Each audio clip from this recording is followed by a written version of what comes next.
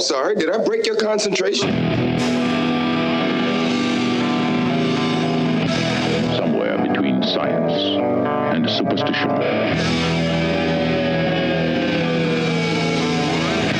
We have such sights to show you.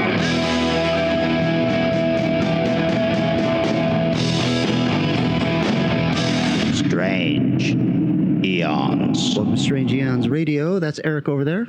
Yes, That's it is. Vanessa over there. Hello. I'm Kelly. Hey guys, a couple of things I want to talk about. The first is that someone, Hector, called me out on my bullshit a couple weeks back when I mistook Perry Mason for Ironsides. That was all on me, but thank you so much, Hector, for making it public on the webpage. Really appreciate that. Yes, thank you, Hector. Wait, like as in you messed up the show? No, Perry Mason is the new show on HBO that I've been watching, and I was talking about the fact that the guy who's played Perry Mason originally, who I can't remember right now, was in a wheelchair in that show, but he wasn't. He was in a wheelchair in the show Ironsides, where he also played a lawyer, and I was conflating the two shows. And you know what? That's so acceptable. What's the moratorium on? I mentioned this to Dina. I go, hey, you interested in watching this new Perry Mason show? You know, he doesn't have a wheelchair. And they're like, what are you talking about? Perry Mason doesn't have an wheelchair.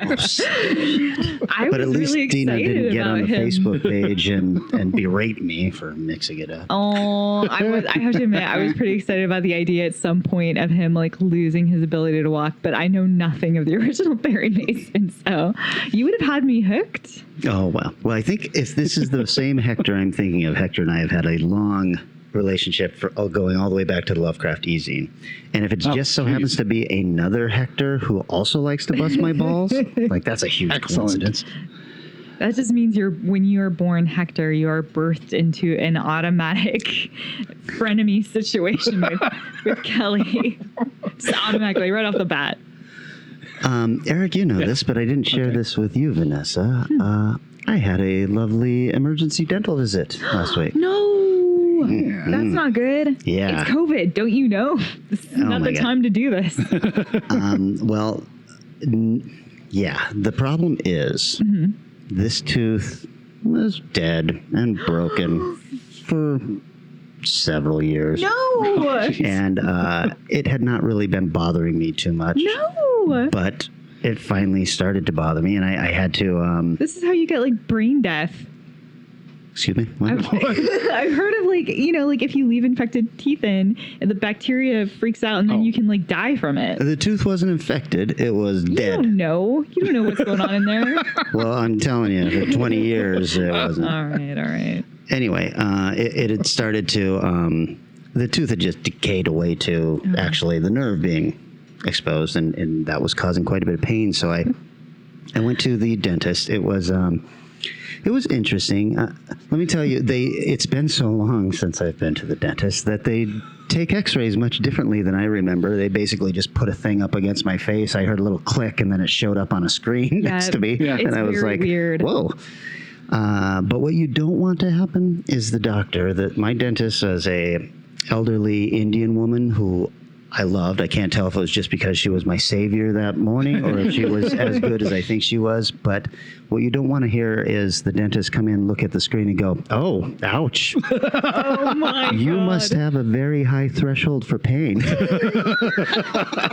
Actually, I mean, that's like bragging rights right there. If your dentist is telling you, like, damn, son, how did you hold that together? I've had kidney stones. That's true. This hurts, but no. That's true. It had gotten to that kind of crawling the wall pain, though, which is why I finally had to go to the dentist. Oh, my God. She then yanked on it and broke it into pieces so she could pull it out and everything. She was really great. Every once in a while, how you doing? I'm okay. she says this thing that'll haunt me forever, though.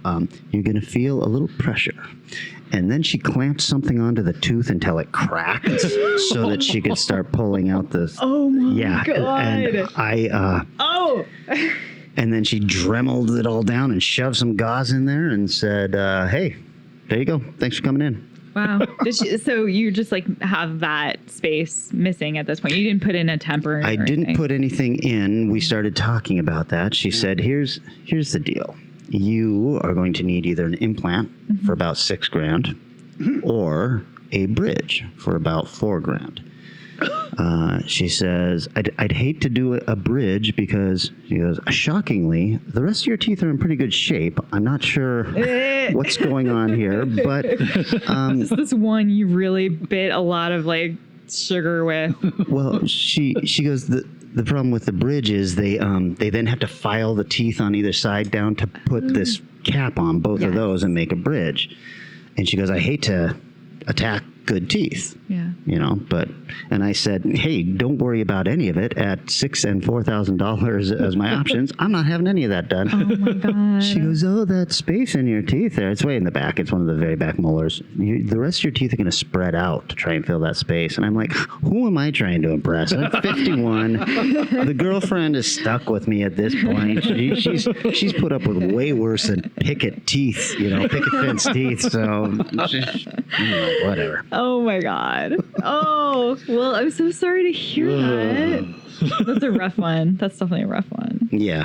Well, and then in that time, of course, John Saxon just passed, and I watched in his honor a movie on Prime called Cannibal Apocalypse. Have you ever heard of this? Yeah. I have not. This thing is brilliant. It's got cannibals in it. It's got John Saxon in it. Do you even need to hear anything else about it? I mean, I want to know if there's an apocalypse. Not so much. I'm a little disappointed. Well, a lot of people start becoming cannibals, So? but it's not exactly an apocalypse. Okay. Is it zombie-esque or? Not so much. They just, flashes back to Vietnam, where some soldiers, prisoners of war, have resorted to eating other people to stay alive.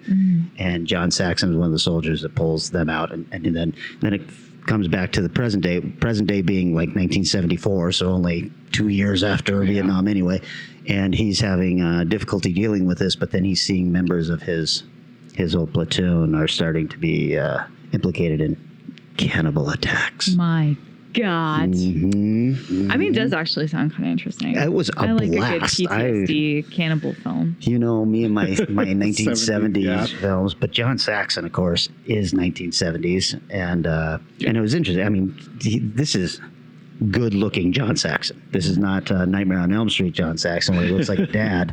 This is just prior to Enter the Dragon John Saxon. Yeah. You know, he's buff and hairy-chested, and I was like, That's the one "God I damn." was looking at watching. I haven't watched it yet, but I got the Criterion Bruce Lee box set. Oh, right. And that's in there. I'm like, oh, man, I got to watch this. Yeah. I might pop that on just because it's been a while since I've seen it, and I love it. I feel like we lost quite a few people in the last few days. Yeah. Just Philman's gone, which is not. I mean, I only know him from Who Wants to Be a Millionaire and really bad morning TV. Oh. So, Oh, I didn't even hear this. Regis passed? Oh. like, I think it was. I got a pop up on my feed today of some woman who'd been in Gone with the Wind and died at 114 or something, and I was like, Yeah, I think it's the Yeah. last surviving cast member of Gone with the Wind. sure. So. I mean, have we lost? I know we're getting to the point where we're losing like the final Holocaust survivor. Should be pretty Yeah. soon. So, there's more interest and more important people are passing away And Regis Philbin? than Regis Philbin and old. I'm not putting John Saxon in that list. I guess it's true. We're very biased about what celebrities we feel sad about. But 2020, we are putting 2016 to shame. I thought 2016 was the worst. I didn't think we could do any worse. And I was so wrong because I'm just like, the Pope could die. And I'd be like, wait, is that a thing? Do I care right now? There's a lot going on. My favorite is when they act like, when someone dies at 98 and everyone's like, God damn it, 2020, you really suck. I do hate that. Well, we're also aging. So the people we were watching when we're 20 or 10 or 60s, 70s, 80s. So the more people we know are going to die. Yeah, that's it. Celebrities are dying every year. It's just our celebrities now. Right. Yeah, Yeah. that's true. People we actually know. You grew up with, yeah. Yeah. Yep. Not just like our grandparents being like, I remember him in the talkies. I remember him tap dancing with Shirley Temple. Can't believe Fatty Arbuckle died. Finally bit the dust. I know so much about Fatty Arbuckle because I love Buster Keaton. Rough, Okay, has anybody watched any? I tried to steer us into movies with Cannibal Apocalypse, did. and you We guys took are you just right like, back out. let's talk about Regis Philbin. How about you? Have you seen anything recently, or are you checking your Evernote? I am checking my Evernote, but I haven't been keeping it up very well because it's COVID times, I guess, and I've just given up And you on have life. no extra time to read. Well, no, that's not why you have no extra I've just lost all ability to do anything constructive, apparently. So I watched a film because I was like, oh, my mom's gonna love this, and it looks like a Disney like, oh, we're gonna like overcome obstacles, a sports style movie called The Overcomer. Wow. You guys heard of this? No. Okay. But this gives me a new topic idea. Bad film names. the Overcomer. It took me qualifies. so long because I remember seeing the trailer and it took me so long to find the film because of the title being so bad. And I was like, man, yeah, I remember the trailer. It looked, cute, like a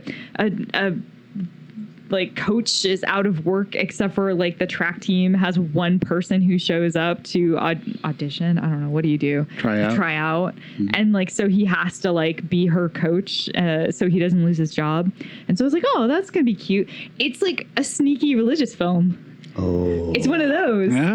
That's why the name is so weird. Yeah, like a third He is of risen, it. the Overcomer. A third of it is them just praying and talking about like how it's important to pray and how like your relationship. I was like, this film could actually be, I would put up with like, you could do it one time. Like, you know what? We should pray about this.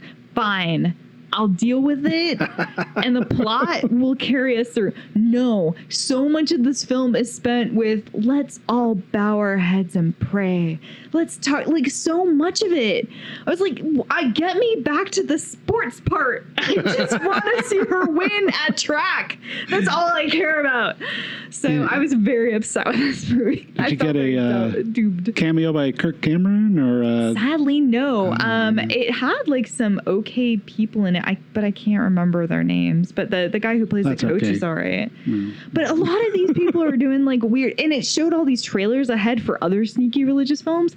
There are a ton of good movie stars in sneaky religious films. Well, yeah, some might be there for the cause, but the paycheck is, I guess so. like whatever, man, pay I me. guess. Well, and there's an audience for that too. Yeah. I mean, There there was an is. awful lot of praying in the Chilling Adventures of Sabrina, and I don't hear you complaining about that. I have complaints about Sabrina, but if they pray, they do pray a little bit much on and off in there, considering he then rises and then they're all like, oh, he's not cool though, even though we've spent 2 seasons talking about how awesome he is and praying to him and he's our God. But now that he's risen, he's just some D-bag. I don't get. He was kind of a D-bag. He was a D-bag, but why have him show up at all? Keep him as a goat. I mean... Okay, sorry. I'm just very Poke the bear pretty good there. Well, I will ruin. Somebody else watch something. My God, Yes, please. I watched something. That's a good term for it. Dean and I decided, hey, there's some weird holes in our Dwayne "The Rock" Johnson movie watching. Yes. So we went to some of his lesser films, and we started with probably his lesser film, Uh-oh. Tooth Fairy. Oh, no. Actually, for about 20 minutes, that was kind of entertaining and a lot of fun. And then it just kept going. This has got to be like playing with fire. Going. Like it's got to be a 1-to-1. The John Cena, the one I saw where he was like a firefighter, but it was just a slapstick kids film. Could be. I don't know. But I would go more with Suburban Commando. Right. Okay. The Hulk Hogan film. I did not see this. Yeah. Don't. Okay. Tooth Fairy has its moments and it's cute, but it is it's early Rock, so he has hair, so that was weird. And he shows up and he's this huge guy and going, my first thought was, wow, The Rock looks small. But he is so much bigger now than he 'cause was 10 probably years ago. Yeah, he was really slimmed down when he was actually wrestling, and now he's just. But he's still Pockets of jacked muscle. as all hell. You know, he course. comes out, muscle, the veins, everything. I'm Right. like, he looks small. so beautiful. You know, the less said about that, the Did best.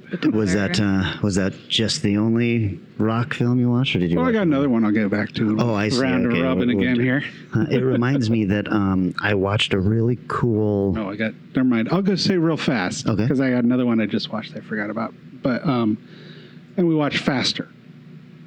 Faster is a Rock film. Yeah, where he's a getaway driver Oh yeah, who goes on a revenge thing. that's right. This is a tryout for Fast and Furious. Probably. And it's really fucking boring. Oh. It should have been really good, but it's... I definitely know It's what the just- cover of this looks like, and I totally assumed it was a Fast and the Furious movie. It does look like that. Yeah. And He's it's, like leaning against a car, and it's got like red font or something. I don't know. I think so, yeah. But you knock 30, 40 minutes out of this movie, and it had been pretty good. Oh, But they tried that's to a make lot it... of movie to knock out. It's true. They tried... I think it's like around 2 hours. Oh, They tried to make it deep or something, as opposed to just a revenge story, which would have been a lot of fun. I was like, yeah, okay, all right, I'm bored. Yeah. So again, not worth really talking about. What do you got, sir? well, no. It reminds me that I watched a cool little vignette thing on YouTube where this group of effects guys, special effects guys, computer CGI guys, they went back and took the scene from the Mummy where the Scorpion King shows up, Oh, and it's yeah. the digital Ugh. rock that looks so awful, bad. and they fixed it all with deep fake technology and all this stuff, Oh. and it looks pretty great now. Oh. It's like, wow, that's pretty great. I wish they'd reissue the movie with these new effects. I remember kind of they liking should just the like movie. send it in an envelope to like Warner Brothers or whoever owns it, and just be like, psst, psst, we got a little something for you. Want to re-release Scorpion King? Because right now we got something to help you out. That was bad. I didn't Holy see shit. it. I didn't see it. The movie, I don't remember I don't know if I've actually seen the movie, but I know that scene because Oh, I've yeah. seen it almost every time you see a example of bad CGI on giant budgets. Yes. Yeah. I want to talk about very briefly two films that I saw then. One is called Beach House, which is available on Shudder. I just heard about that. I thought it was really unsettling and a really cool ending. So, Nice. kind of a Lovecraftian horror almost. I've heard So I dug that, and then I rented The Shed because everybody has been talking about The Shed, which is the vampire movie, the kid who has a vampire trapped in his shed, and it keeps killing and all this stuff, and he's trying to figure out what to do with it. I don't know why everyone keeps talking about this. It is awful. It is bad. Oh no. Is it like Fright Night done wrong? I heard an interview with the director and writer who said he was heavily influenced by Fright Night. I got none of that out of there. Okay. So, Other than it's a vampire living and a kid's watching it. yeah. It sounds very like just concept-y, and that's, I assume there's not much more to it. Well, yeah, it is a like stuck kid on who this finds out idea. there's a vampire trapped in the shed in his backyard. Sure. And Hilarity ensues.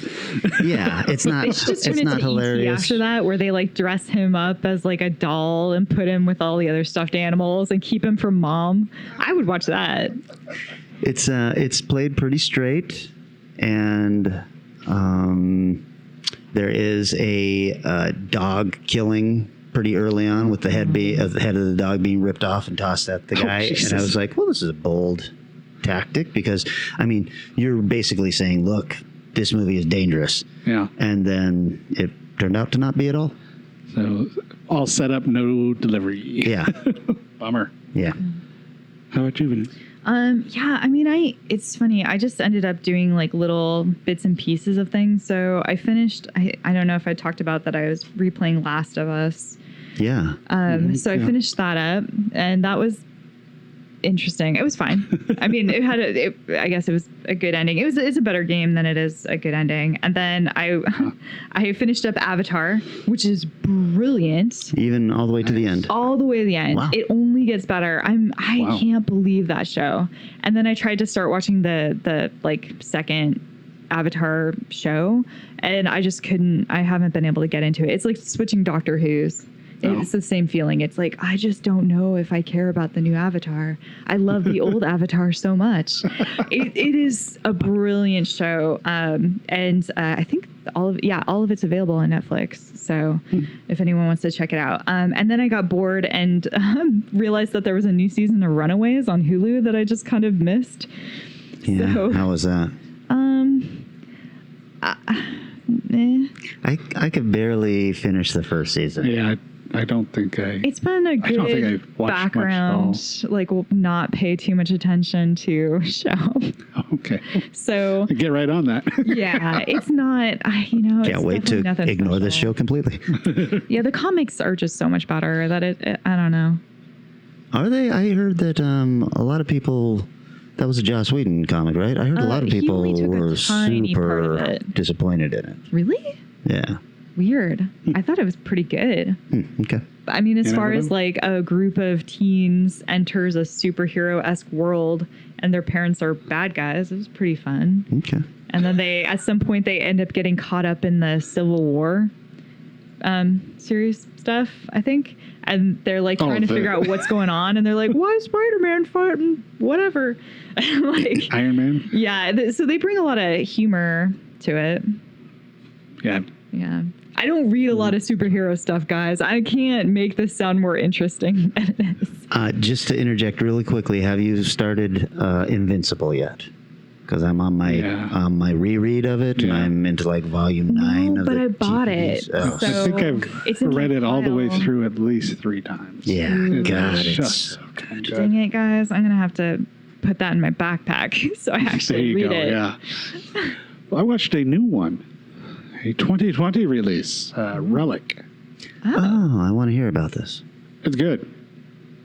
It is.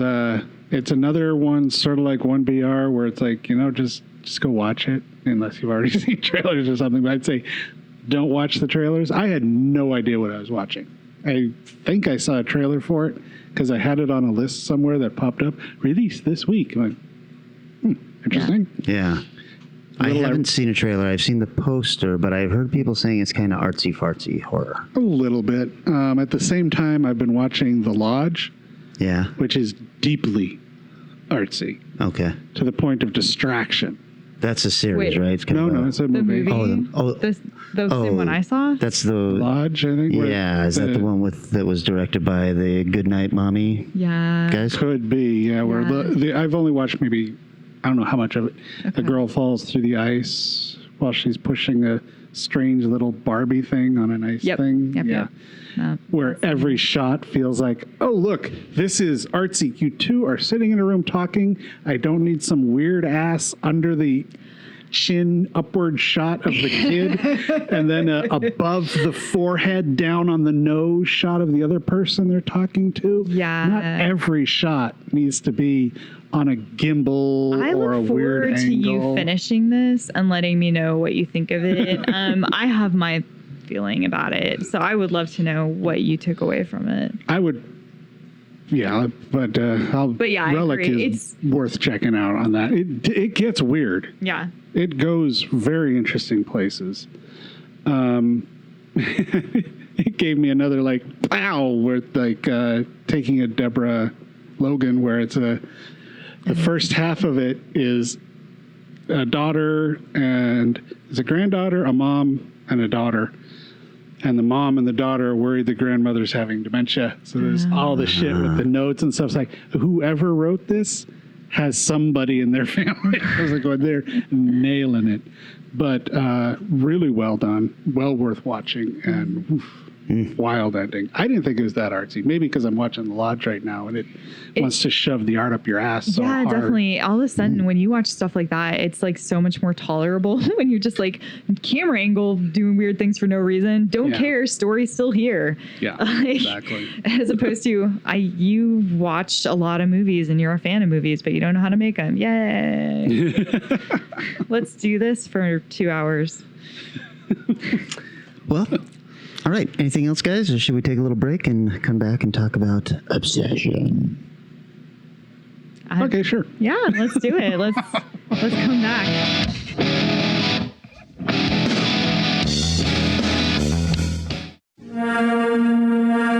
Her fingers went over the mold of his face, over his features. How perfect and foreign he was. How dangerous. Her soul thrilled with complete knowledge. This was the glistening, forbidden apple. She kissed him, putting her fingers over his face, his eyes, over his ears, to his neck. To know him, to gather him in by touch. Obsession for Men, Calvin Klein.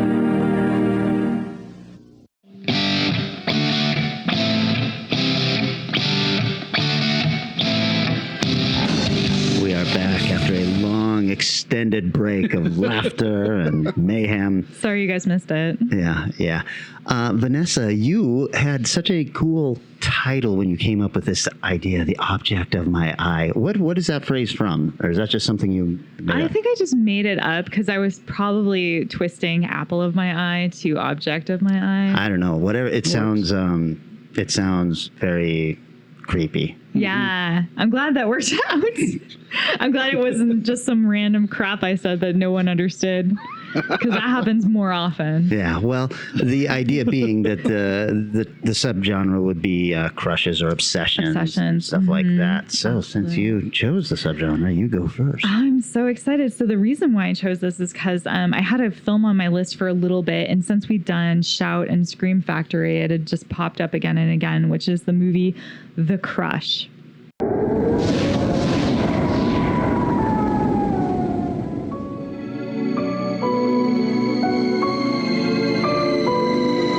Nick Elliott was looking for a nice, quiet place to write.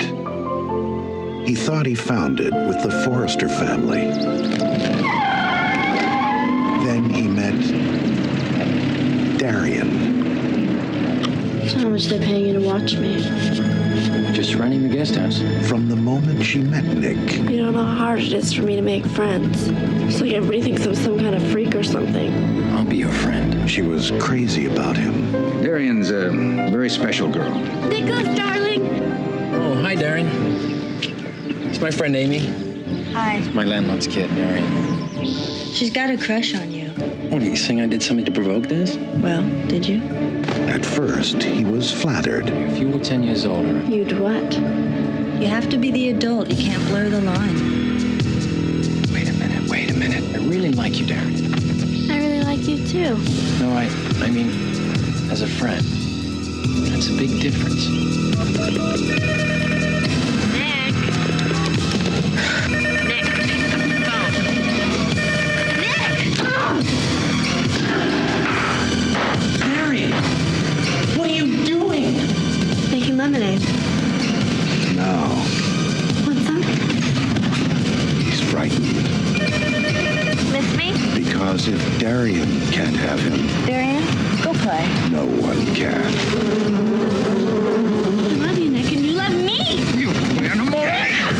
Stop it! I mean, she's crazy. She's the one you want to look up. The Crush. And this is a 1993 flick. It's starring Carrie Elwes and Alicia Silverstone. So for anyone who doesn't know, Wesley from Princess Bride. and also Alicia Silverstone, who, Batgirl and Batman. So Yes, I don't that's think what she's she's done best anything known else. as. So you give him that and you give her that. It's like, she did Clueless. I know. Clueless is pretty good. I know. I think from was now trying to on, be we should funny. always just pick the shittiest movie that the people have been in. I like I was this idea. kind of enjoying doing that. I So yeah, that's Well, Princess Bride's pretty good, though. No, I know. It's just he's been in so many shitty God, yes. nonsense things that like God, it's kind of, and we're going to get into that more actually after I talk about the film itself. But so The Crush is during the 90s when there was a period of time in which like teenage obsession movies were a thing. So I don't know if you guys remember Swim Fan and Hand That Rocks the Cradle. Hand That Rocks the Cradle, shot here in kickoff of the obsession Magnolia. films. Oh, but the teenage stuff, the stuff I'm thinking of was like Poison Ivy and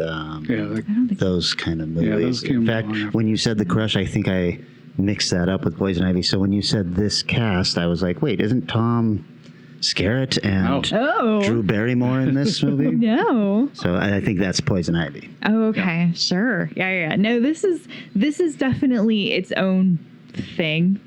I think it was kind of trying to launch some careers here, and made in 1993. Rotten Tomatoes, 25% critics. Yeah, 41% audience. Not highly rated by people who watch movies a lot. The budget was $6 million, but the box office was 13.6. Not too shabby. Yeah, not too shabby at all. The director and the writer, same guy, Alan Shapiro. This is the second to last film he ever directed. The last film was Flipper with Elijah Wood. And Paul Hogan. That's rough. Yeah. He now teaches directing at USC, which I find extra amazing. Not where I thought that was going to go. I thought he had died or something. I know, I thought so too. I made Flipper. My life is over and good and complete. Instead, he just washed up into the shores of teaching, which is like, what is he going to teach people about directing after these films? Sorry. He did a lot of TV writing, including his big hit, Briefly Brian. So, and he did The Christmas Star. I don't know. He did one episode of The Outsiders. Hallmark movies or something. He did start off by being an apprentice under Ken Russell on Altered States. Oh, okay. So didn't learn a lot. Wow. But anyway. So it's going to be another one of those films for you. Maybe we'll find out. I want to do this whole subject so I could talk about a movie I fucking hate. I didn't know if I liked it or didn't like it when I just knew that I was interested in seeing it. Okay. So unlike you guys, I don't always know ahead if I'm good. Sometimes I just watch a film and then I'm like passionate enough that I want to talk about it. So starring Cary Elwes, who, by the way, during his quiet period, he actually has done a lot of work, including he did a ton of VO work for a bunch of Ghibli stuff. So he did Porco Rosso, Whisper of the Heart, Cat Returns. He also played Ted Bundy in like A&E's most highly rated TV movie, The Riverman, which is weird. I kind of want to check that out now.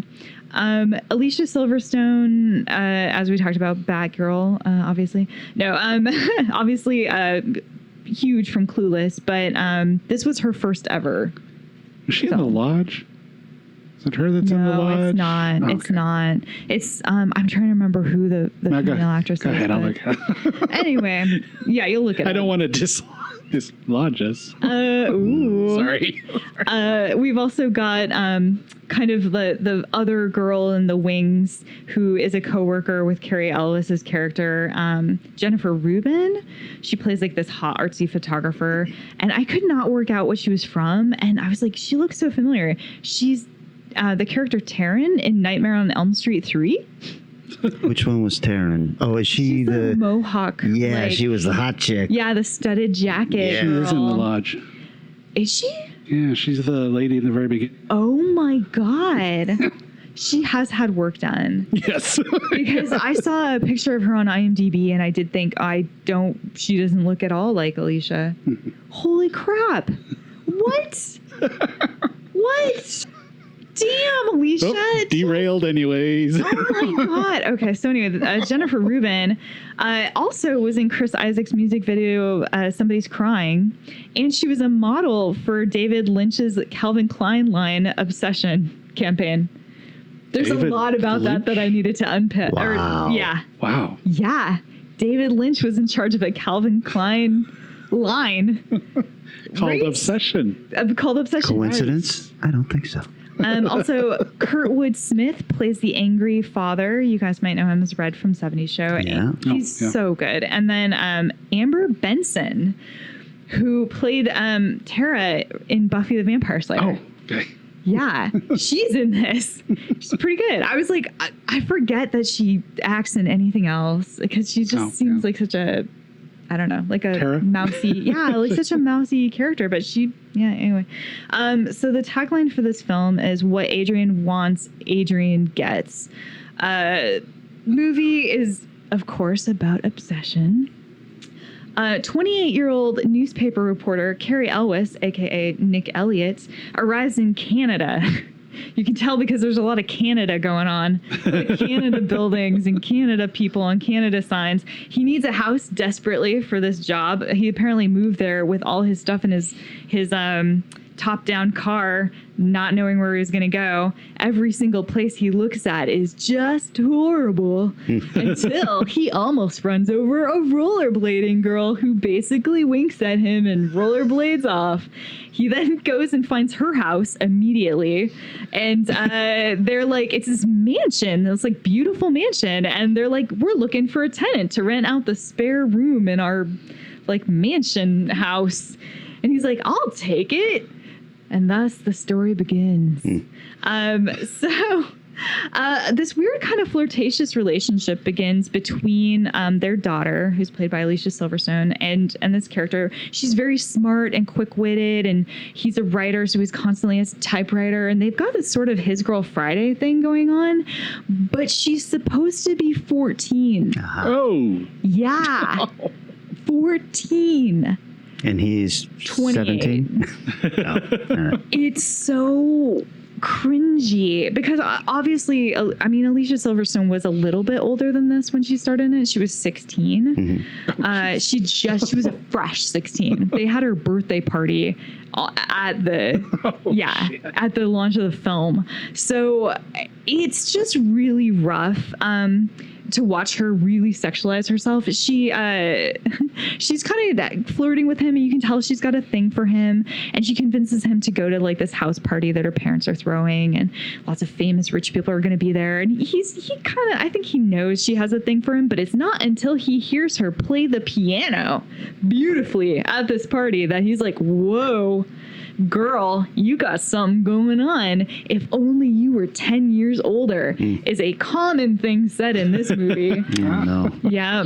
So she runs off with him after the party and is like, I want to take you somewhere. I want to show you something. Takes him to this lighthouse, and it's in the middle of the night, and they make out. And then he immediately goes, wait a minute. I shouldn't be doing this. Pushes her off and then gets in the car and drives her home and then pretends like nothing happened. But she doesn't. She starts appearing in like bikinis underneath his window and just like playing loud music and showing up at all hours and crawling in, his window at night and all this weird stuff. It goes very much off the deep end very, very quickly. So he tries to find different ways to kind of get her off of him. So he starts hanging out a lot more with the beautiful woman at his workplace, the photographer, who obviously he should be with since moment one. Right. And the photographer is really quickly on to Adrian's game and calls her out on it and says, you're going to be over this guy in like 2 seconds. You really shouldn't be fixated on him. And she, of course, has some horrible snarky reply about her being old or whatever. So she gets, Adrian gets very jealous of the new girl and releases a bunch of bees at her because she's an insect. Oh, sorry. Yeah. There's also a bunch of, I will say the film it heightens the tension really nicely. So the stress points between him trying to push away Adrian and Adrian becoming more and more obsessed with him works pretty well throughout the movie. And it's going to culminate in this really cool merry-go-round they keep in their attic, which Red shows him like very quickly on. Dad is like, I built this for her, but she never cared much for it. And it's really cool. It's like a full-size merry-go-round in their attic. And I'm like, that weight should not be, that's a lot to hold in an attic. that's like having a hot tub up there, man. That's asking for trouble. So you know that's going to come into play, and it does. You also have in the meantime, you get her best friend, quote unquote, Adrian's best friend is noticing that she's up to no good and tries to kind of warn Carrie Elwes's character, Nick, that things are not okay. But what really throws the biggest wrench into the mix is when Carrie Elwes sleeps with his girlfriend, of course, as one are wont to do. And Adrian is then, of course, standing over them, sleeping in bed, staring at them angrily. Ugh. Yeah. Then goes to the kitchen and starts chopping up like a lemon like crazy with a giant butcher knife. Nick hears it, runs out, and he's like, "What's going on?" She's like, "I'm making lemonade." She then accuses him of raping her. So he goes off to jail. His employer gets him out, but he basically has to go and get his stuff out of this house. Like, she's being kept by her parents away from the property for a little while so that this disgusting man can get his stuff out. And while he's there, of course, Adrian shows back up for one final, "But I love you, we need to be together" scene. And okay, spoiler alert.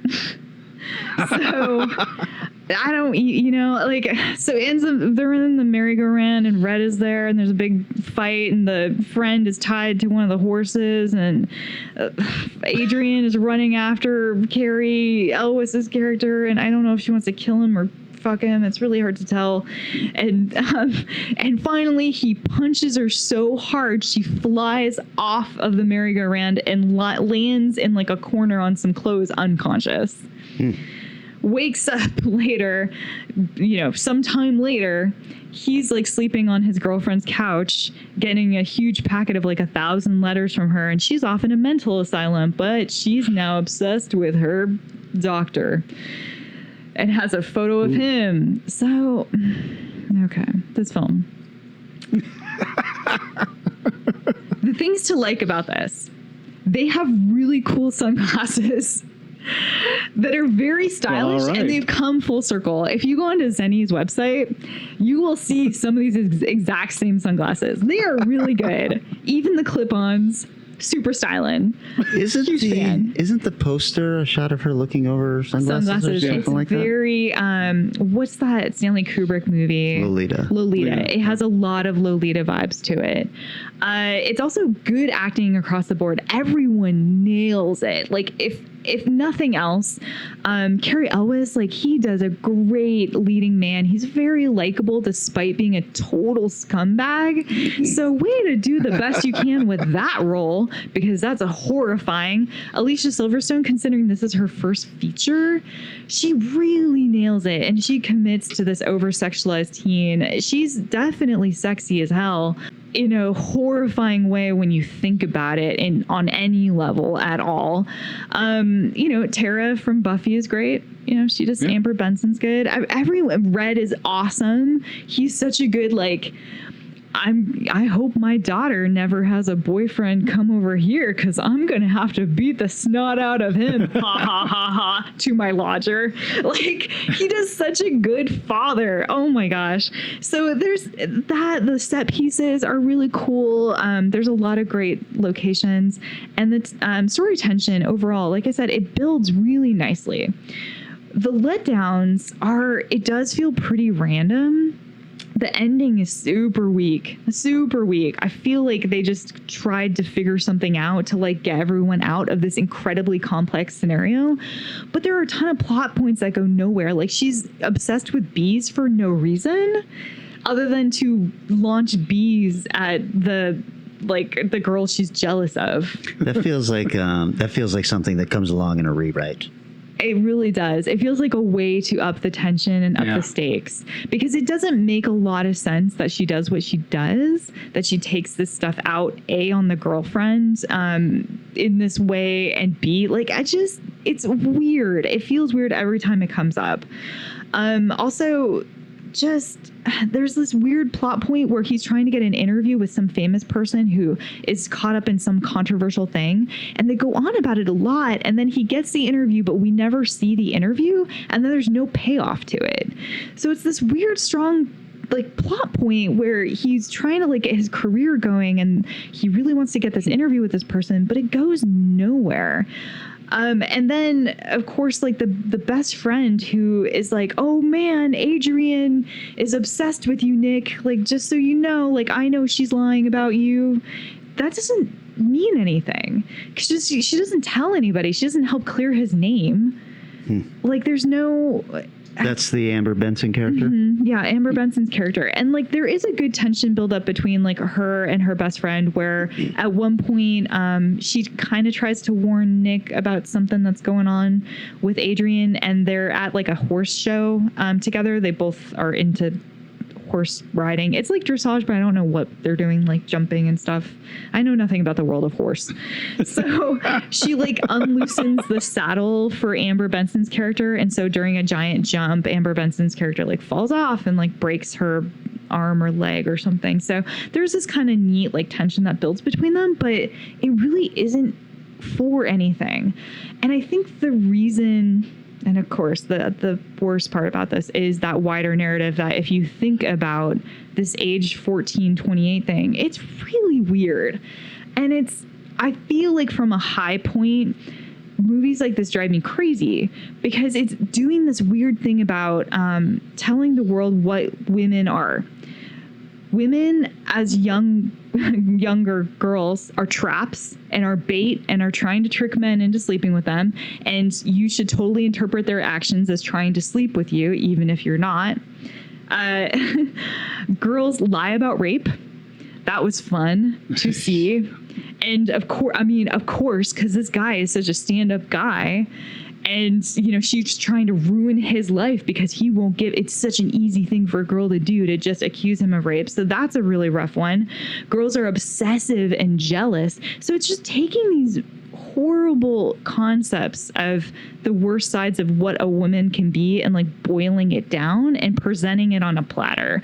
And at least I feel like in Lolita, you saw some of that, but it had a deeper feel to it. And this just feels very surface level. So when I was doing some background on it, it all started kind of coming together. So this is based on something that happened to the director. Oh, shit. To the point where the girl that this happened to him with sued him because he used her straight up real name. Holy shit. Yeah. Yeah. He became a lodger at a house. The daughter there became obsessed with him. The friend gave him warnings. It was so similar. And he used her name originally in the film is Darian. And they only changed it for like the DVD release. They didn't even change it on like the VHS release, but it was after, because she sued him and was like, you've basically ruined my name. It's just too close to home. It clearly feels like a kind of revenge, right? And I guess like his wife had basically said to him, that story is so crazy. That would make a great movie. And he was like, you know what, wife? I haven't written a lot. Let's ruin my career with this film. And boy, did he.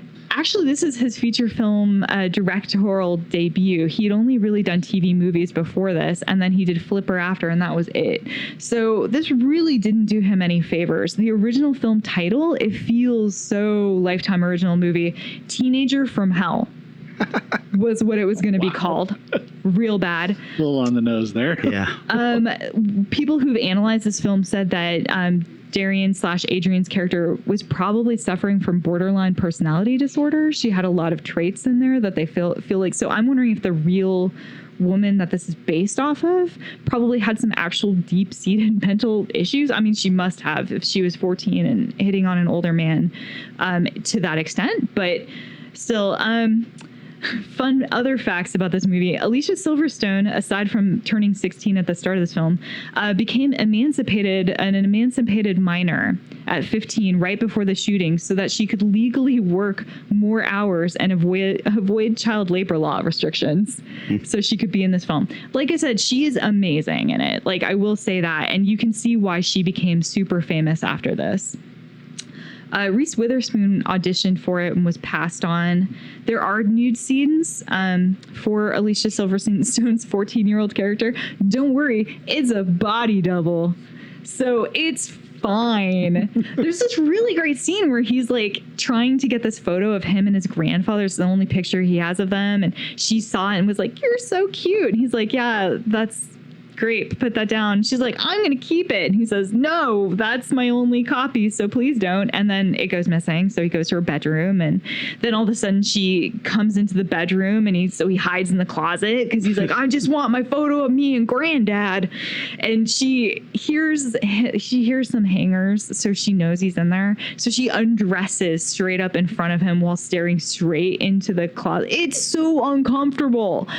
And you can tell he's like, kind of like watching. It's fine. She's baiting him, as 14-year-old girls are wont to do. Sorry, very unhappy about this movie. Apparently, I think this story is BS, but apparently the executive producer berated the director for not showing Alicia Silverstone naked on screen. So that's why he used a body double, because he was like, "I don't want to show her naked. She's too young, so we'll use a body double. I'm a good guy." I'm sure you are. The ending hinted at a sequel that obviously didn't happen. Sadly, this film really did ruin Cary Elwes's career. This was the last time he played a leading role. Unfortunately, he was really at the top of his game. The same year he did Robin Hood Men in Tights, which, although I think it's a kind of dumb probably film, didn't help his career at all either. Yeah. Pretty big flop. Did it? Was it a flop? Did not do well. Oh, okay. I thought it was financially okay. Well. Okay. Well, regardless, it was definitely part of the nail in the coffin situation for him. It was one of the nails, which sucks because I think he's great. Although, if you look up on Google what killed Cary Elwes's career, there's an amazing article by this guy his name is Nathan Rubin, and he's going on about the reasons why his career died, including this film. And then he goes on about how like he's a scumbag and like makes fun of his fans, and then he like sleeps with this dude's girlfriend and it really sucks, and his girlfriend lies about it, and then like he gets mad at Cary Elwes. Yeah. Oddly specific. Very specific, to the point of naming the girl. He's like, "What the hell, Meredith? Why'd you have to do this?" And like verbatim, the text messages, I was like, "It was your girlfriend." Oh. And I was like, "Is this real or is this a joke?" And it was hard to tell. But this guy, he's a writer for AV Club, and this dude actually coined the term manic pixie dream girl. So I'm like, this guy was screwed over by Cary Elwes, something fierce. Last final fun fact about this, it's available out on Shout Factory. So there you go. I would ask you this. Clearly, you're very passionate about this. Sure. I don't even know if I've ever seen this movie. Yeah. But you were pointing out the way that you felt that it was portraying women and saying that they're this way and this way. But when we find out this is an actual thing, that a real life thing, doesn't that kind of negate that and just say, well, this person is like that? Right. And I'm making a movie about this person. I'm not saying that all women are like this. I don't know that the movie is clear about that in the way that, first of all, I don't know how obsessive this girl really was. Or if any of this is true. Right? Yeah. But I mean, if she was able to assume, we can assume that some of it is. Yeah. All we know is that the main thing that definitely crossed over is that when the real girl was angry about what happened, she wrote, "Alan sucks cock" on his car. She like scratched it in. And in the movie, they changed it to writing "cocksucker" on his car. So I don't know how crazy she went. I doubt she had gone as far as accusing him of rape, because that probably would have wound up in this article I read about the behind the scenes stuff. Yeah. So I think it was just like she had a crush, she was mad about it, she wrote this thing on his car, and then the parents defended her, which is what happens in the film, and then they don't mention anything else beyond that. So I think that's where in real life it probably stopped.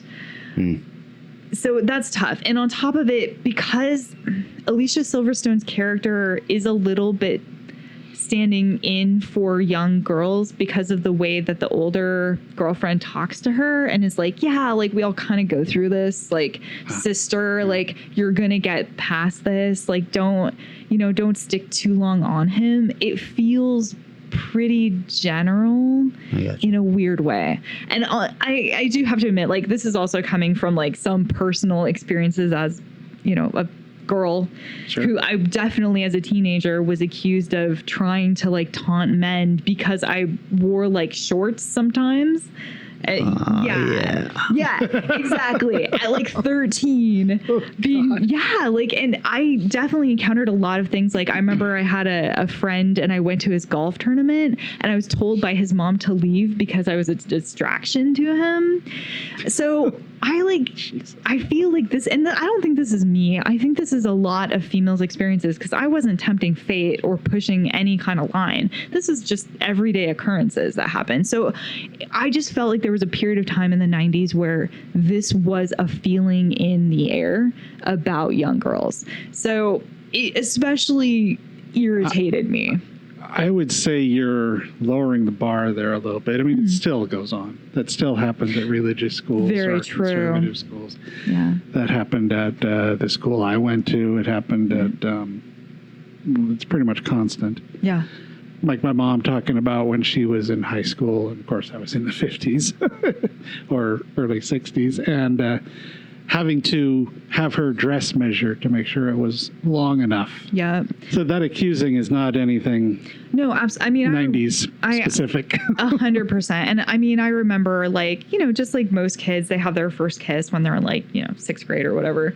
And I was accused of being a slut for that. And girls were coming up to me and asking me advice about condoms.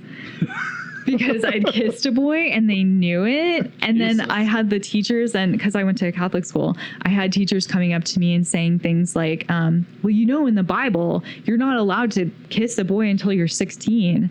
Tell me where in the Bible it says that. I would love to know. I'm pretty sure most women in the Bible were married and having kids by 16. So just gonna say. Well, I'm not sure that. I mean, we all know that no religious figures would ever say anything about That's specific. but also that wasn't true. Absolutely of true. Course, yeah. They're not going to lie to you just trying about to help me. Right. Yeah, there was a lot. I mean, but there was just a lot of this pegging stuff on me, and like, hey, like this boy is trying to get good grades. Why are you messing up his life by allowing him to date you? Like there was a lot of that kind of stuff. So, and I think you're right. I think it still carries on, and in a way that I'm probably very much not aware of, because the world has changed so much towards internet, and we've got a lot more gender fluidity. So I don't know what things are looking like now, but I'm sure it's not fixed. Sure. But yeah, this film definitely irritated me in very specific ways, and it just railed its fingernails against the chalkboard in just such a manner that I was like, fuck, I was looking for, like, Swim Fan is dumb, but kind of fun. Like, Swim Fan is like, but she's obsessed with men on swim teams. Like, great. She has a type. I understand. It makes sense. Yeah. She's crazy. Like, you really specify it's a dumb film, but anyways, I feel like one of you guys should go. I was going to say, all right, sweet cheeks, how about you let the men start talking? You have knives right behind you. There's also bottles. I could try to glass. No, I love you guys. And like, I really hope that no one thinks that I feel the opposite and that, I demonize men. I don't think that's the case at all. I demonize society. I think it's fucked up that men and women, have equally throughout my life turned it into you're just an object of sexual temptation. Thanks. I'm also trying to pass math, but cool, okay. I've actually gone through life just assuming I'm an object of sexual temptation. So There you go. it's done all right for me so far. Yeah. It's going to feel good to feel good about that. All right there, swinging dick. You want to go next? Oh, it's an interesting one following that, considering it's similar obsession and everything, but it's written and directed by a woman. Oh, sure. Okay. I'm intrigued. So the film I'm talking about is 2014's Breathe, also called Respire.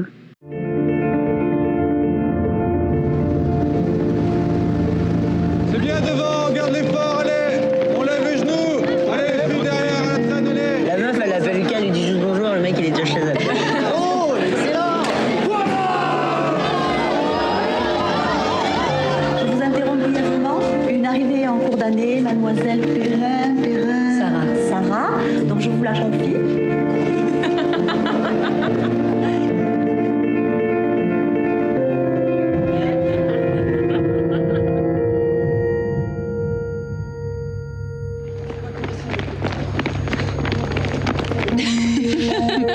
Et toi? Pourquoi moi? Enfin, raconte-moi quelque chose. Hein. Regarde tout ce que je t'ai dit depuis tout à l'heure. Paul, je te présente Sarah, une copine de classe. Pour toi, je suis une copine de classe. Mais je sais pas, j'aurais dû dire quoi?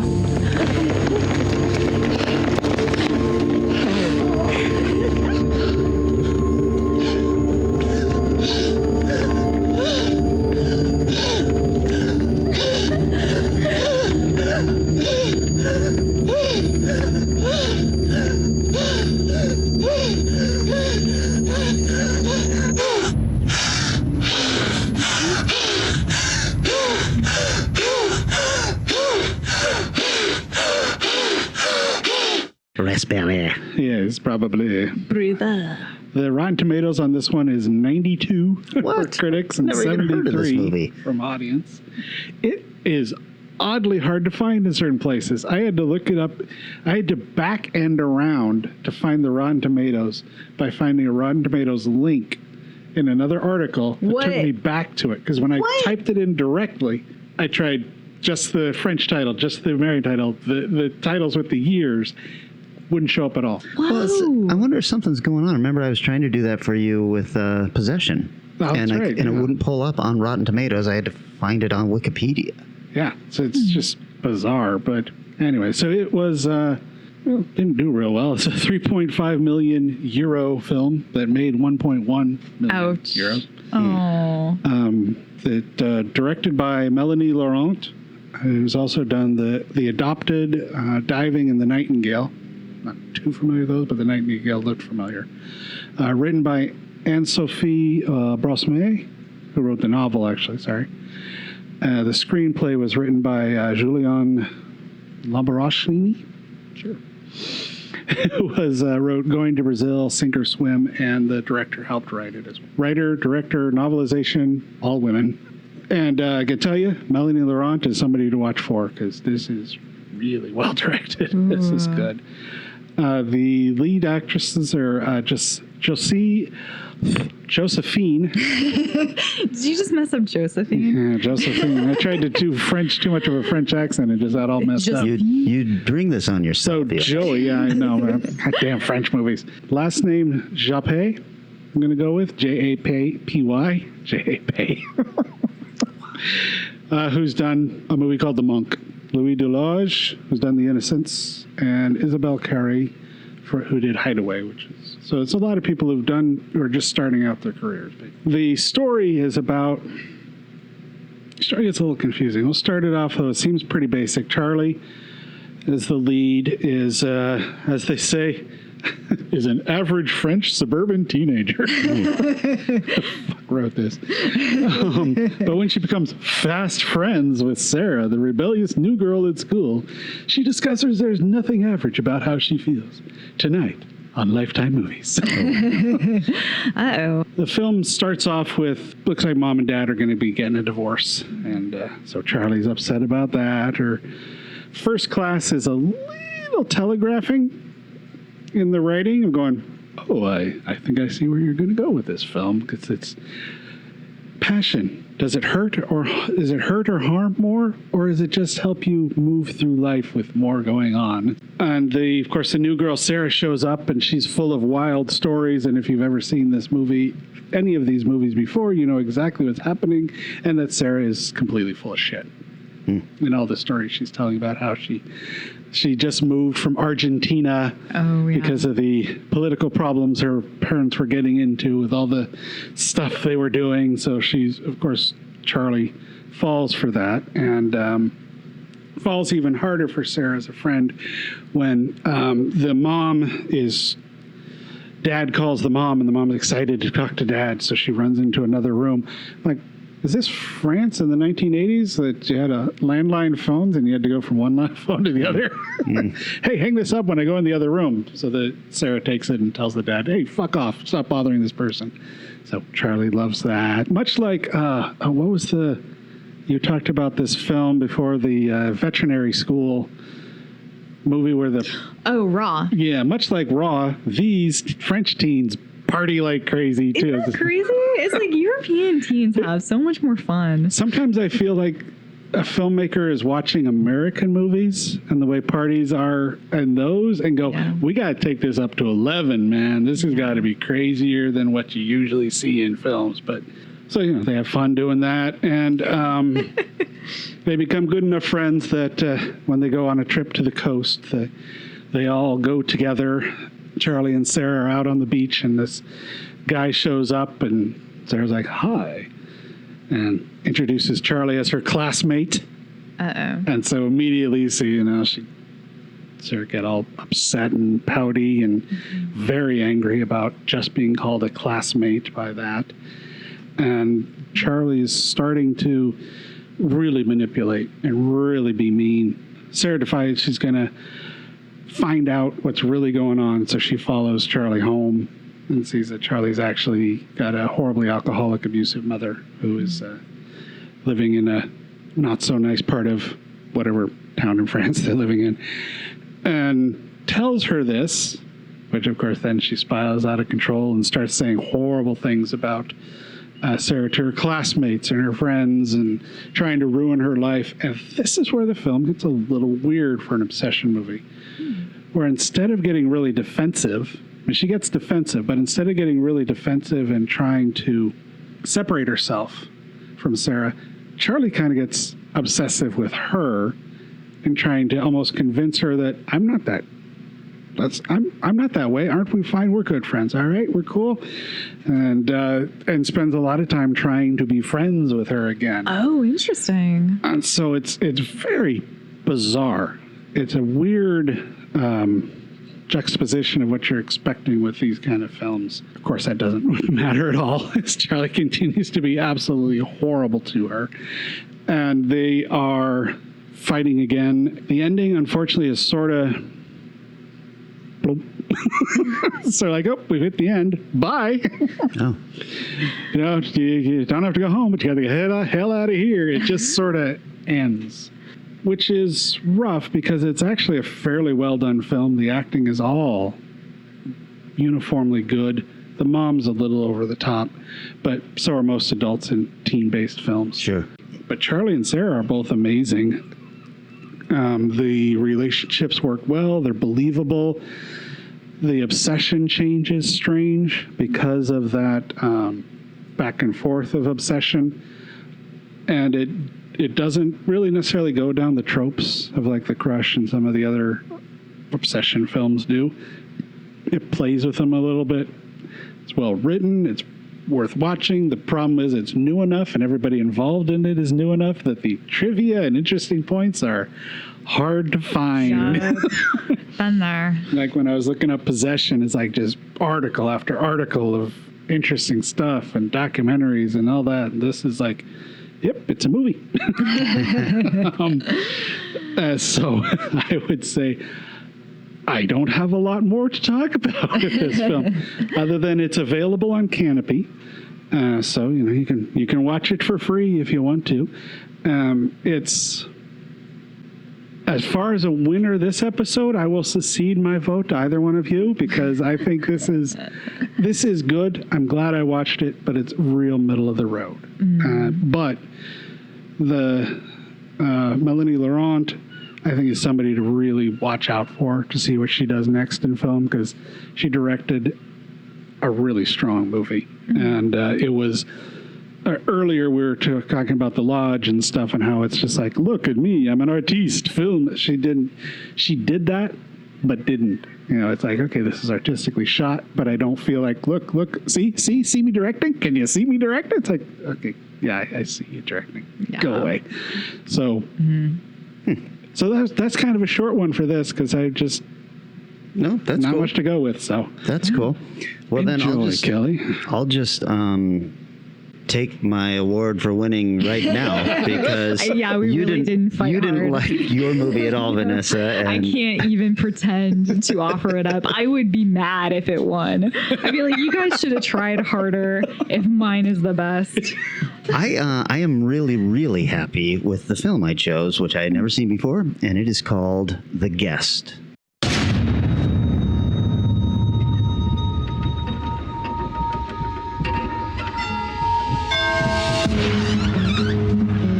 Can I help you? Mrs. Peterson? Yes? My name is David. Mrs. Peterson, I knew your son, Caleb. I was with him when he died. That's me. You know Caleb? Yes, ma'am. We were pretty close. Yes, ma'am. He wanted me to tell you that he loved you. Thanks. He asked me to check on y'all. And so, we're gonna be good friends. What happened? I got into a fight with some guys at school. I'll teach him some self-defense when he's feeling up to it. What are you gonna do? Nothing bad.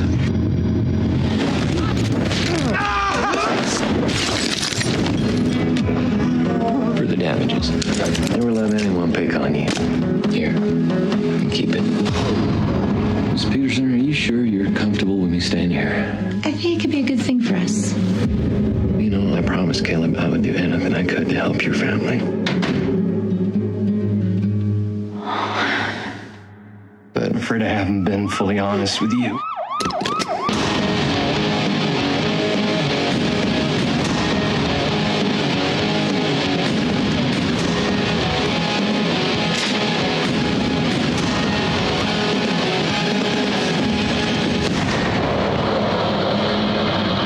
I don't know what I would have done if you hadn't been here. Really, Mrs. Peterson, it's no problem. Ooh. From 2014. Have you seen this, Vanessa? I think I have. Oh, that's a good one. Is this starring the guy from Downton Abbey? It is. Oh my God. Okay. So I enjoyed this movie. It had a budget of $5 million and box office of $2.7 million. The Rotten Tomatoes critic score is 91% and 69% for the audience, which is still pretty decent for this kind of film. It was directed by Adam Wingard. You know him as the director of You're Next, which I thought was a good movie. He did the Blair Witch sequel that was just called Blair Witch, which I thought was a shit movie. Yeah. He also did Death Did he do Note. the sequel or the remake? Well, whatever you want to call it. It turned out to be a sequel. Yeah, it was the one from just a few years ago. Yeah. It was put out sort of as a sequel and slash remake, but Yeah, it was the just- brother of the sister who was. There's another sequel that happened a while back, and I saw that. There's an actual sequel. An to the actual Blair sequel. Witch. Yeah. The Book of Shadows, which is not what I'm talking about. Okay, gotcha. But he also is the upcoming director of Godzilla vs. Kong. Yes. Intriguing. Yeah. Yep. I hope that it gets really stalkery and weird, and there's a small family fight that happens. I'm going to guess not, but this was written by Simon Barrett. And Eric, you'll know Simon Barrett from Dead Birds, which is interesting. He also did a kind of cool movie called Red Sands a few years back that I liked, kind of military horror, which this kind of falls into as well. Yep. And he was also the writer of You're Next. So he and Adam have a bit of a history, it sounds like. And it stars Dan Stevens, who, of course, is from Downton Abbey, but he was also in a really groovy movie called Apostle. It's on Netflix, and he plays David on Legion. So yeah, that's what I know him for. Yeah, Definitely. He's actually had a really good career because I know that he was not the only one to leave Downton Abbey because he thought he could have a film career. Much like many TV shows where people get big for their britches, but he actually did have one, so I'm very happy for him. It's just so odd to hear him speak in interviews and everything because I never watched Downton Abbey. So my whole thing was Legion, and then I hear him start speaking, and I'm like, "This is a Brit? What's going on here?" Because he's mastered the American accent. Oh, sure, absolutely. And he's a guy that I've come to really, really enjoy. This also stars Maika Monroe. She was the lead in It Follows. She's been in The Fifth Wave and Independence Day Resurgence. And then Brendan Meyer, who is the younger brother. He is in Fear the Walking Dead, and he was the younger brother in The Color Out of Space, which was not directed by Panos Cosmatos, you guys. It was directed by Richard Stanley. Just want to make that clear. So this is a really cool movie. It's a family that are it's still grieving over the loss of their son in Afghanistan, and they're suddenly visited by a young soldier, David. David, same name as in Legion, who served with their son. And he made a promise to their son to help take care of the family if anything should ever happen. Well, the son passed away, and he's a stand-up guy, I guess, and he's going to follow through on this promise he made. And he seems like a really nice guy. He's very polite. He's very warm and friendly. The mom offers him a room for a couple of days as he's moving on. And he at first declines, but then she insists, and he's like, okay. And he meets then the family as they're coming in and out. The daughter is very young, pretty. The son is kind of mopey, and the husband has... he's a little surprised to see a guy in his house, but he, warms up to him pretty quickly and everything. So she shows him to the room he's going to be staying in, which is her dead son's room. And he says, are you sure you're okay with me being here? And she's, of course I am. And, he kind of looks around. You see a picture of him with the son in Afghanistan. And so you're like, okay. Because my initial thing was coming into this, this guy is not who he says he is. Right. But there he is right there. But it gets weird immediately because he then sits down on the edge of the bed as she closes the door. All emotion drops from his face, and he just stares into the darkness. And you're like, what the fuck? He turned off. Yeah. So he then starts kind of paying attention to what's going on in the family. The son is bullied at school. The dad has been passed over for a promotion and is complaining about this. The daughter's friend has an abusive boyfriend, and the daughter's boyfriend is kind of a on the sly boyfriend she doesn't want the folks to know about, stuff like that.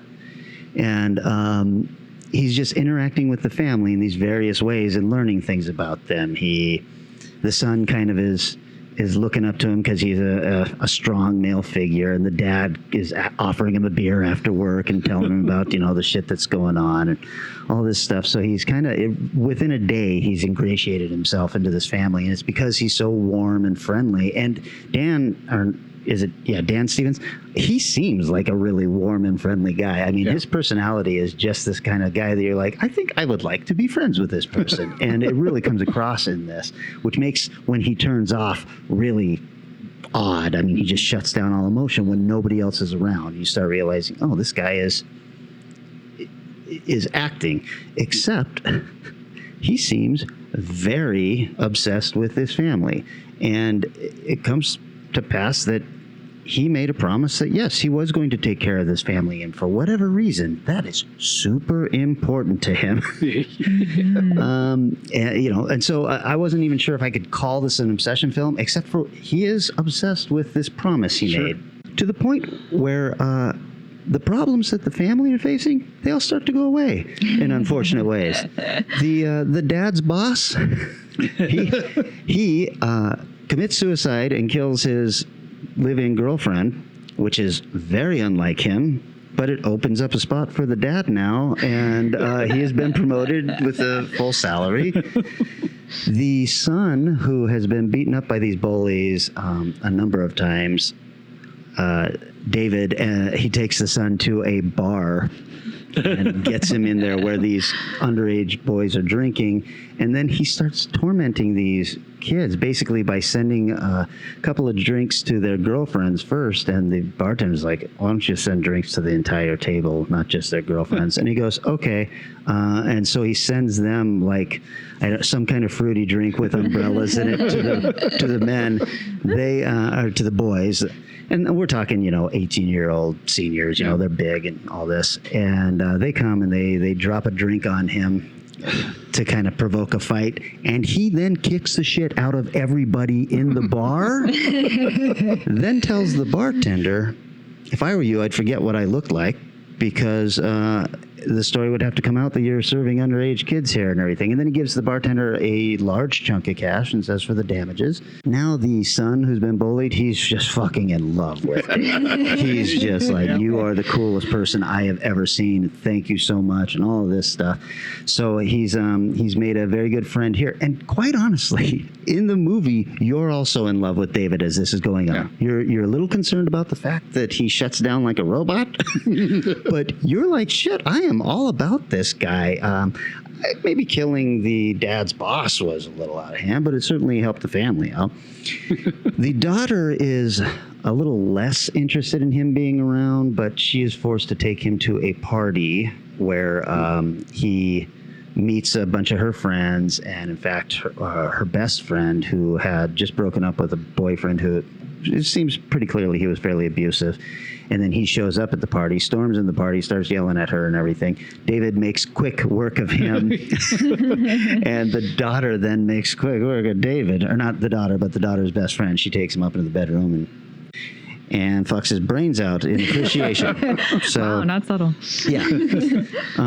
So at this point, he's everybody's friend. And in fact, the daughter now that he is staying with, she's kind of like, she's fighting some feelings for him. She's made him a mixtape and all of this stuff. Well, the next morning, she hears him on the phone outside, and he's talking to somebody in hushed tones, and it sounds like he's trying to set up some way for him to get out of Dodge. He's just like, I just need this to happen soon, and I got to get this taken care of, blah, blah, blah. And so now she's a little concerned. At the party the night before, he had talked to one of her friends who was clearly a drug dealer and an everything dealer and said, hey, any chance I can get a gun? And the guy's like, yeah. So he sets him up with meeting a friend to get a gun. And the guy shows up with a bunch of guns. David says, I'll take them. And the guy says, hey, as long as you got the money, you can have them all. And he says, oh, I'm not paying you. I'm going to kill you. And then he does. And he kills the friend. And he takes all the guns and a couple of grenades and everything. This small town arms dealer had a fairly large supply of stuff.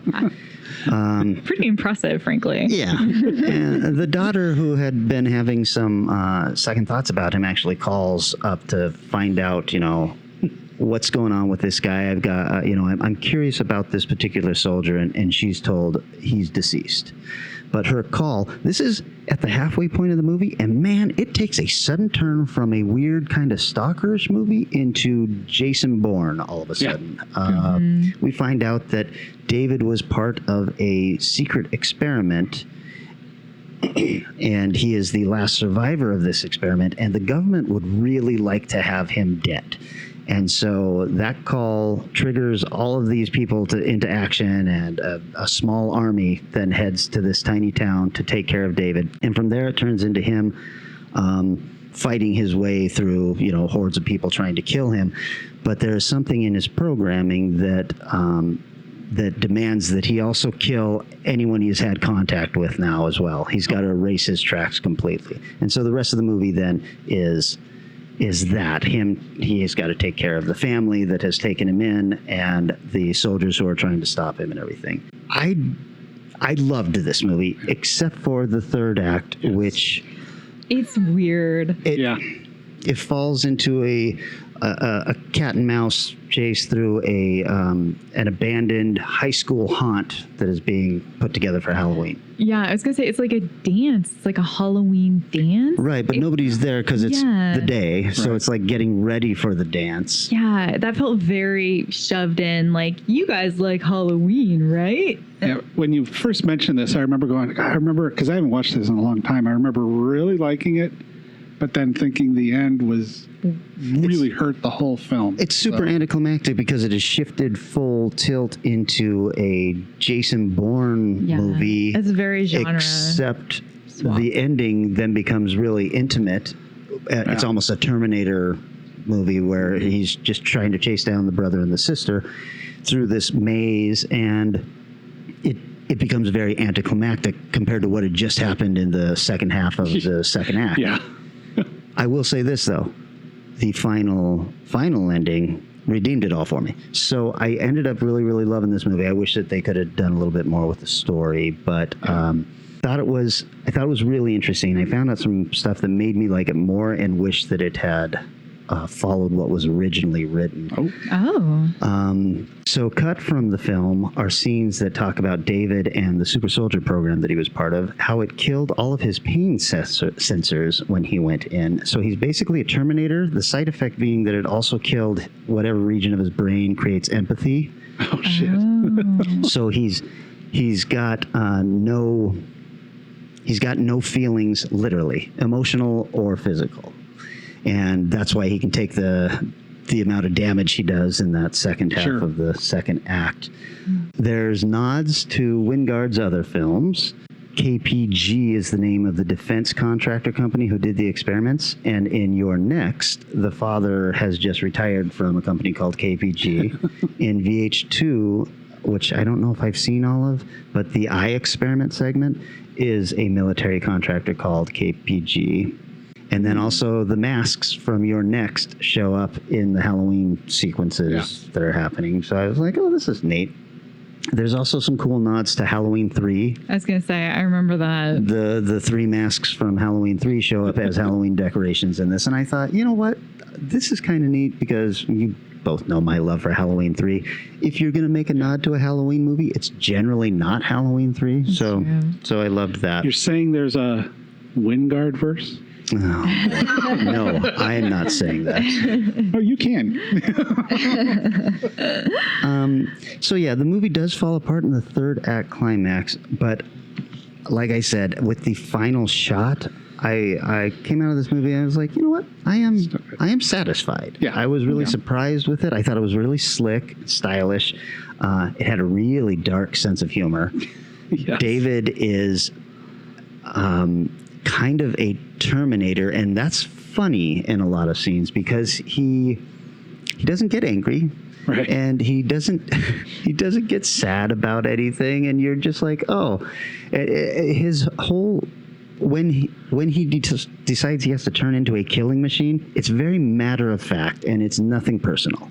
Yeah. And that's so weird to see in a movie like this because for the first half of it, this guy is being driven to help this family based on who knows what, a throwaway promise maybe? Yeah. You know, we don't know how the son died, but I do think that we find out in the script, it's cut from the film, that the son was also in the same program. Yeah. So I really, really loved this movie. And this is a movie that had come up on a bunch of lists, for the last 6 years. And I'm like, doesn't sound like, it sounded like an obsession movie. And that's just really not my jam. It's weird because it does feel like it's almost 3 different genres of film kind of wedged together. And it is so good. As far as like just indie horror films, which is kind of what it felt like when it first came out, whether or not the budget really reflects that. It did feel like smaller, and it just felt really well done for that. Yeah. The original script has him as not quite human. He's cyborgish. Oh. So It would make more sense to I a think- certain extent. I think Mike cut for it just a little bit was that, that third act fall down. And I loved Your Next. I really, really enjoyed Your Next. Yeah. So I really wanted to see this. And then it's like, oh, this is awesome. Oh, damn it. Okay, well, it's still a hell of a good film. And the music is super good. music is really good in this. Yeah. Dun, dun, It's dun, got dun. Oh, wait. It's got an amazing soundtrack. Wingard has a different take on the M. Night Shyamalan twist in that M. Night's happens at the end of the movies and Wingard's happens at the second act. Yeah. He leads you into something and then all of a sudden, oh, I didn't tell you that the person they're chasing is a survivalist and she is now going to kill everyone who's trying to kill them, stuff like that. And that's what this one became too, is like, oh, now I'm throwing you into the Bourne identity. Yeah. Yeah. So I really loved it. And I really appreciate Mid-act 2 turn. Yeah. Because it's not really. Well, that was definitely a mid-act 2 turn in the guest. Yeah, for sure. In Your Next, it happens a little later. Yeah. Well, no, I think it happens a little earlier. Does it? Yeah. Because that's right. all She of a was sudden, all Home mentions Alone it at, and like, stuff. I thought she mentions it at the dinner or something, or she doesn't want to talk about it. Right. in Your Next. Yeah, that's so what it was. You get a hint earlier on. right. I mean, there's a little more of a twist towards the end of Your Next, Right. but the real twist is that this is not going to be nearly as easy as they thought it was going to be because they didn't realize that the young girl here was a badass. Yep. Yeah. Well, it's not going to happen very often, but I do concede that your film this week perhaps is the winner. I think it's the winner. And the best part of this, streaming on Netflix. So, Oh, nice. if you've Is got it? Netflix, Sweet. go ahead and watch it. And if you don't, why don't you? Right. Yeah, you're the only one. Right. Get on your dad's account or your best friend's account or like a normal civilized human being. Steal a password. Somebody's password for Netflix. It's not even stealing anymore. I have access to every streaming site, and it's because we all trade passwords to stuff. And it's like, okay, oh, well, I'll give you my Netflix if you'll give me your DC Universe. 100%. Yeah. I don't know if I told you guys how I ended up with an HBO account. No. I dated a guy for like twice, and he dumped me in kind of a crappy way. But then we remained friends, so he gave me his password. So I've had it for like 3 years. Oh. He's moved. He lives in Texas, still using his account. I'm waiting for him to realize. Wow. Dumped you, and then it was like, but here's a home version of the game. I was okay with that. I got a lot out of it in the end, and I'm very glad I didn't end up dating him. 3 years of HBO is not cheap either, so that's this nice. has been a nice gift. It's worked out very well. I don't know if he knows that this is still going. Uh-oh. But It's going to be uncomfortable. He hasn't changed his password. I was going to say it's going to be uncomfortable when you have to contact him and get the new password. Oh, no. When that happens, I'll just hop on my brother's HBO account. I have a backup plan. But my best friend's on my Hulu account. So, it really does kind of work its way around. Right. And another friend of mine shares my Shudder, so. Right. And I had read some article where they were talking about how Netflix is completely aware of everybody sharing. And the reason they're okay with it is because there are so many people who share something they've watched on social media that it just turns them into a much bigger thing. So there are other people who are actually paying for Netflix. Yeah. And that kind of free advertising that they're getting on Facebook and Twitter and all that stuff makes up for the fact that, they have so many users. I can't imagine really complaining that much about it. They wouldn't be able to make so much original content if they weren't walking around with fat money bag pockets. So the joke was, I remember when Bird Box was gigantic and they said it had something like 40 million views over the weekend, and somebody else posted on only 123 accounts. so good. All right, guys, that means that it is my turn to pick a subgenre for us. Ooh, what are you gonna do? I got something crazy in mind, you guys, for next week. I would like us to pick movies that are based on a true story. Ooh, I love this. largely based or partially based, or do you care? Look, if it's a movie that was never based on a true story and it starts with a credit that says based on a true story, I'm fine with it. Kind of like Texas Chainsaw Massacre's based on a true story. Because there are some rough based on true. Chucky is based on a true story. I'm not sure that's true. I know it's on like a bunch of lists. Yeah, it shows up as being based on a true story. You're kidding me. No. That's hilarious. Yeah. Well, then, if you can argue that, then I will accept it. Perfect. I will accept a Star Wars film if you can somehow prove that it was based on a true story. The Witch actually also says it's based on a true story. Well, it's just based on history. Right. Well, the Vivitch? The Vitch. Yeah. The that Vivitch. sort of is. I'm kind of. Yeah, exactly. Is in Puritans. There you go. Sure. There you go. Okay, so that's what we're doing. As usual, everybody, thank you for all the kind words and liking, sharing. Danny, Ron, Ryan. everybody. It's just been so lovely to hear from everybody. Hector. Hey, Hector, if you got anything else, feel free, man. Bring it on. And my thanks to the two of you for making the drive all the way over here again. I love you both, and I love everybody. Yay! All right, we'll be back in a week. See ya. Bye.